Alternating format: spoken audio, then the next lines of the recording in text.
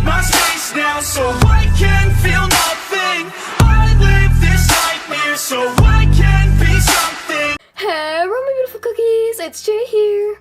I've been thinking about the pros and cons with YouTube quite a bit since my schedule change, which, I should probably add is going to go back to just Saturday after Emeralds is done. Well, I mean, like, between seasons, like, I'm only uploading once a week, just, okay. Already straight from the script. Good job, Jay. Anyways, for some reason, it just crossed my mind to make a video about it. I'm not smart, okay?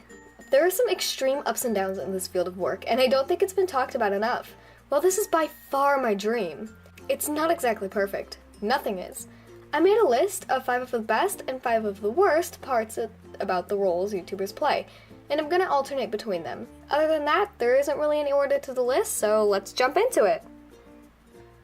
Okay, starting off sour is being fake equals success.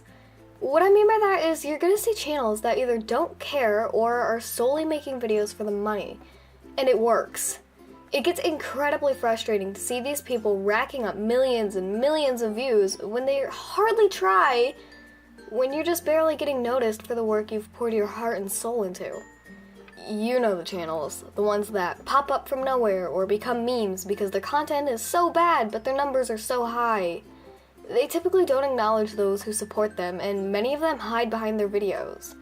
While, let's use me as an example here, I try to be as honest and as genuine as I can with you guys. I'm leaving that in, it's too perfect.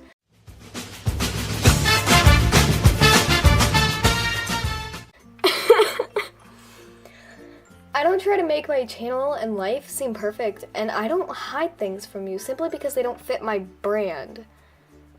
If something is going on, I'm going to tell you as long as I can. Now, of course, there are some things that I can't really talk about on the internet, but I promise you, you don't want to know. Okay, I'm squirreling. I need to move on. The first positive is probably the most predictable, and that's the freedom and creativity of the platform. Not only is having the ability to create your own world, in a sense, absolutely awesome, but it's amazing to see what other creators do. To be able to get inspiration from other YouTubers and be able to help those going through tough times, really, we'll get back to that. YouTube is a place where so many different personalities and styles are presented. There's kind of a community for everyone, if not more. This freedom really helps bring people on the site closer together, in my opinion, and it really sucks to see that people at YouTube's headquarters seem to be maybe losing sight of that. Speaking of, YouTube has been coming up with some really dumb rules lately. They're limiting the creativity and stopping people from creating the content that, a few years ago, was praised on YouTube and encouraged. Now, it seems like YouTube has been attacking small channels, only supporting those who are in it for the cash, and working against creators rather than with them. The people at YouTube's headquarters have the power to listen to us and help make YouTube a better site for everyone. But they choose not to these past few years. I mean, adpocalypse? No lives for channels with under 1,000 subs? Demonetization all over? That's not the YouTube I fell in love with back in 2015. That's a company self-destructing and refusing to fix it. However, despite all that mess, there's still an incredible amount of variety floating around YouTube. We have everything from top 10s to gaming to LPSTube. YouTubers having creative freedom means that you're going to see all kinds of different things. It's crazy how, while most of our videos are completely different, so many of us share one common goal: live out our dreams, help others, and share ideas with the world. I mean, at first glance, there really isn't anything connecting, say, Joey Graceffa, LPS Hannah, and Matt Pat. But there is. All 3 of them work hard in their videos and seem to share similar intentions, even if their approaches are all completely different. Although, YouTube is by no means a stable job. Some of us will never be able to rely solely on YouTube money, and that's the sad truth of it. I probably won't, at least not through LPSTube. At any point, your channel could go under, and then, well, you're screwed. There's no safety net if things fall apart. YouTubers are all on their own. YouTube doesn't care either. It's simply how things work here, and we just kinda have to go along with it. It's actually terrifying, I'm not gonna lie. I mean, what if is a constant worry, for me at least. I can't speak for everyone, of course, but I know I'm not the only one with that question in the back of my mind. Another thing that makes YouTubers different from other public figures is their overall humility. We don't like to call our subscribers fans, and we certainly don't consider ourselves famous, regardless of our sub count. YouTubers typically don't seem to lose that feeling of, oh my god, this is real. And I think that helps us be seen as more human than other public figures. We get more personal with our videos, and most of us don't run around boasting about numbers. I mean, we usually avoid the topic. YouTubers just seem more humble to me than, for example, actors or musicians. I'm not saying anything bad about those guys, it's just harder to see them as just another person. Whereas YouTubers show their best and their worst sides.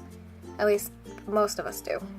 That being said, the workload is heavy, and it's far too easy to get swallowed up by deadlines and stress yourself half to death. I've been there. I am there. I'm so behind because of my schedule change, and on top of it, I got sick for almost a week, so I'm a little stressed. Me, as well as many other YouTubers, are also trying to balance school. That's real fun, said literally no one ever. It gets stressful when you don't have time to make videos, especially if you upload on a schedule and people are anticipating a new video. Personally, I overthink everything, which does not help in the slightest. I start thinking that you're all going to unsubscribe from my channel or something if I miss one upload. I don't think I'm the only one that does this, but I could be. I know, it sucks, especially because I work really badly under pressure. So when I'm breathing down my own back, stressing myself out over nothing, I usually just end up hitting myself in the head before giving up on something. Okay, when I say that out loud, it doesn't seem healthy. Back to what I was saying earlier about helping others, YouTube has some of the best communities out there. As always, it has its blips, but for the most part, everyone is super helpful and supportive of each other. People respect the fact that sometimes YouTubers have to step back or take time off, and they are always there if someone is in need of a pick-me-up. That goes for the people they're subscribed to, as well as the other people who like the same videos. I see this all the time in the comment sections. As your channel grows, so does your community. You build this awesome group of complete strangers who, for the most part, are willing to go to bat for each other despite never having any sort of interaction prior. It's beautiful and definitely one of the biggest perks of being here. The last negative on this list can be the most painful.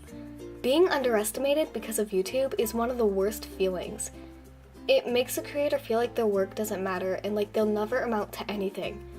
It makes us feel like our dreams are invalid and like all of our hard work is for nothing. We spend days, weeks on one video, and sometimes it seems like nobody appreciates it. It hurts. Bad. It's easy to ignore the hate, but the lack of validation is something very few of us can push back and ignore, especially when it comes from someone that is important to you. I'm going to make a video talking about that specifically more in depth. And to end this thing on a good note, the friendships. Along the way, you're bound to meet some of the best people you've ever talked to. I realized that when I met AJ, and now I've made so many friends through YouTube that I have more online friends than offline. I've met some of the most incredible, unique, brilliant people from doing this, and it's absolutely astonishing to be able to connect with people who also love LPS and YouTube. I finally feel like I have people I can talk to about the ideas I'm unsure of or the struggles I face while bringing them to life. So if you happen to be one of those friends I've made along the way on YouTube, you know who you are. Thank you.